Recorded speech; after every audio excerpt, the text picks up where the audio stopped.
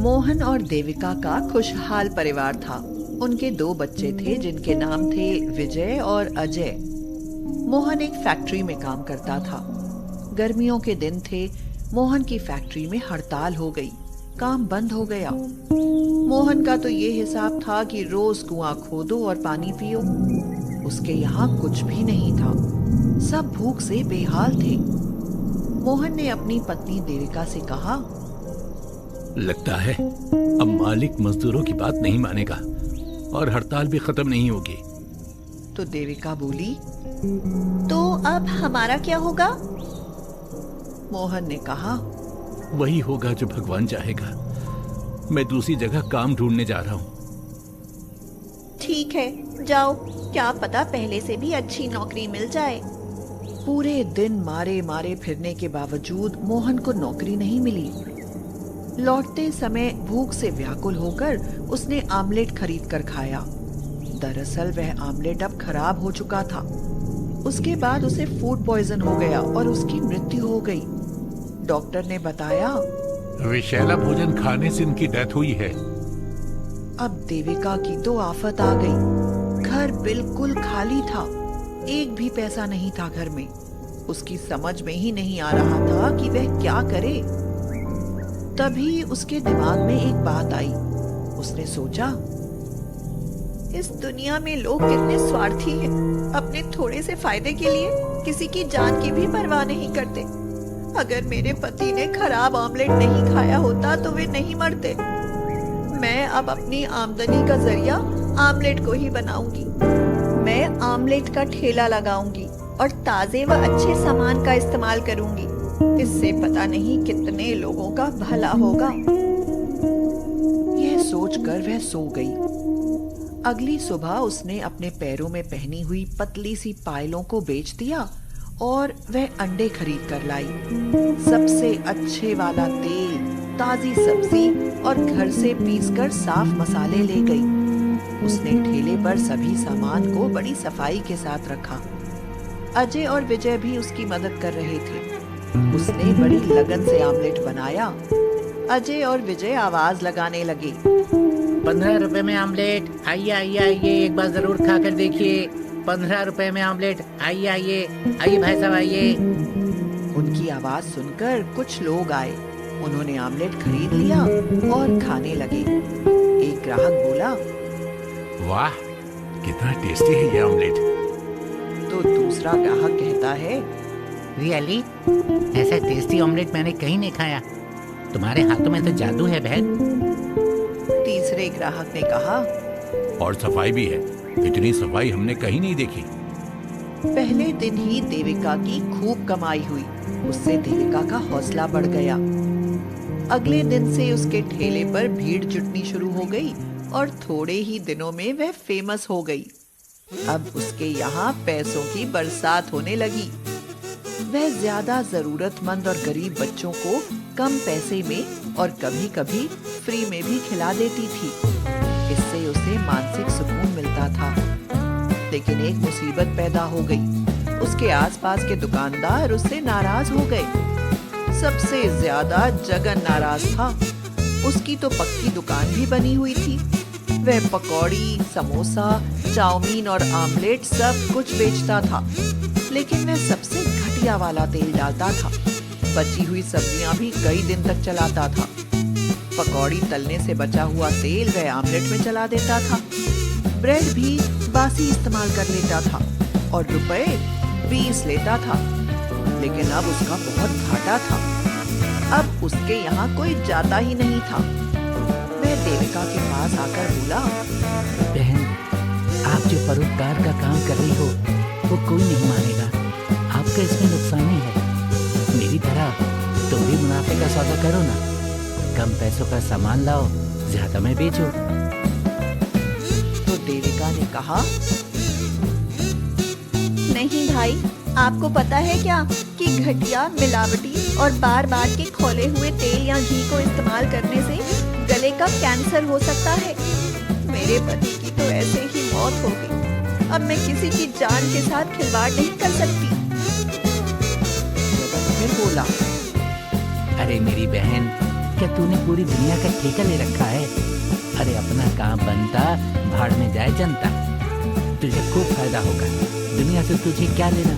अरे मेरा तो फंडा है, मस्त राम मस्ती में, आग लगे बस्ती में। देविका उसके इस स्वार्थीपन पर बहुत नाराज हो गई। वह गुस्से में बोली, ऐसी नीच बातें लेकर दफा हो जाओ यहाँ से। मुझे ऐसे पाप के काम नहीं करने। मेरी ईमानदारी के कारण ही मेरी पहचान है और इनकम भी हो रही है। जगन अपनी इंसल्ट होने पर गुस्से में खौलने लगा। उसने मन ही मन में कसम खाई, बड़ी ईमानदारी की नानी बनी फिरती है। देख मैं तुझे कैसा मजा चखाता हूँ। अब तुझे पता चलेगा कि जगन से पंगा लेना कितना खतरनाक है। अजय और विजय दिन में स्कूल चले जाते थे। दिन में मदद के लिए देविका ने एक लड़के सुमित को रख लिया था। जगन ने सुमित को रुपए देकर अपनी तरफ मिला लिया।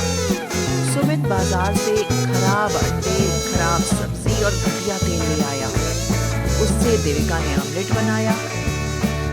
उस आमलेट को खाकर ग्राहक बुरा मुंह बनाकर कहने लगे, छी, इसका टेस्ट कितना खराब है। दूसरा ग्राहक भी बोला, अरे ऐसा तो कभी नहीं हुआ। ऐसा घटिया ऑमलेट तो तुमने कभी नहीं बनाया। आज क्या हो गया तुमको बहन? लोगों ने आमलेट फेंक दिया और चले गए। देविका की समझ में ही नहीं आया कि आखिर हुआ क्या है।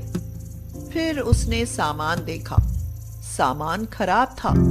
उसने सुमित से कहा, ये सामान कहाँ से लाए हो?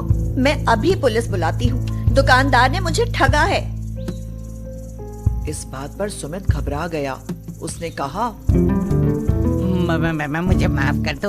अब मुझसे जगन ने कहा था कि तुम ऐसा सामान लेकर आओ। मुझे एक बार माफ कर दो। अपनी माँ की कसम खाकर कहता हूँ, अब मैं ऐसा काम कभी नहीं करूँगा। देविका को बहुत गुस्सा आया। उसने जगन से जाकर कहा, तुम्हें शर्म नहीं आती जो मेरे साथ ऐसी चालबाजी कर रहे हो? अगर तुम ऐसी घटिया हरकतें करोगे तो मैं पुलिस को इन्फॉर्म करूंगी। अब तो जगन और भी नाराज हो गया। उसका पारा 7वें आसमान पर पहुंच गया।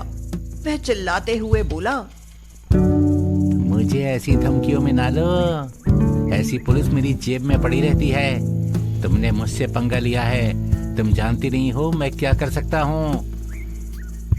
उसी रात को देविका दुकान खत्म करके अपना ठेला लेकर घर की तरफ चल दी।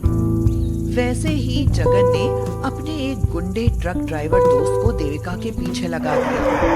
ट्रक ने देविका को एक जोरदार टक्कर मारी।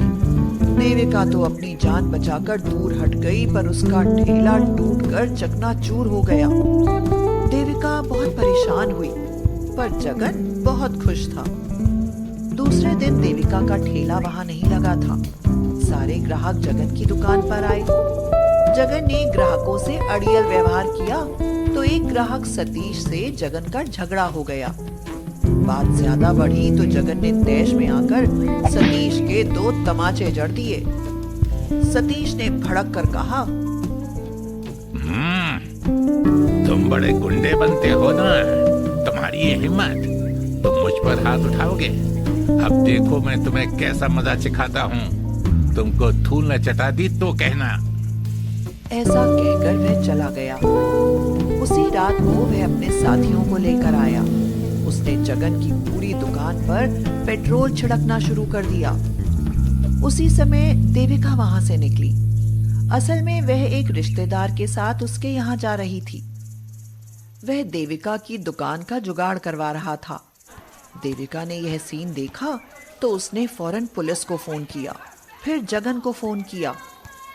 इससे पहले कि सतीश जगन की दुकान पर माचिस की तीली लगा पाता, उससे पहले ही पुलिस ने उसको पकड़ लिया। जगन भी आ गया था। पुलिस सतीश को पकड़ कर ले गई। जगन ने जब यह हाल देखा तो शर्म के कारण उसकी गर्दन झुक गई। उसने देविका से कहा, मैंने तुम्हें बर्बाद करने में कोई कसर नहीं छोड़ी और तुमने मुझे आज बर्बादी से बचा लिया। मैं कितना नीच हूँ और तुम कितनी अच्छी बहन हो। मुझे माफ कर दो। मैंने तुम्हारा ठेला तोड़वाया था। अब देखो मैं कैसे अपने कर्मों का पश्चाताप कर रहा हूँ। देविका बोली, भाई, मैं रोजी रोटी छीनने का दर्द जानती हूँ, तभी मैं किसी को उजड़ते हुए नहीं देख सकती। अगले दिन देविका ने देखा कि उसका नया ठेला फिर से वहां खड़ा था। जगन ने उसके लिए नया ठेला लिया था। यही नहीं, जगन खुद भी देविका की तरह अच्छा सामान इस्तेमाल करने लगा और आसपास के दुकानदारों को भी यही बताने लगा। थोड़े से लालच के कारण हमें दूसरों के स्वास्थ्य और जिंदगी से खिलवाड़ नहीं करना चाहिए। देविका बहन ने मेरी आंखें खोल दी हैं। अब देविका के यहाँ फिर से भीड़ लगने लगी है। जगन देविका की हर समय मदद करता है।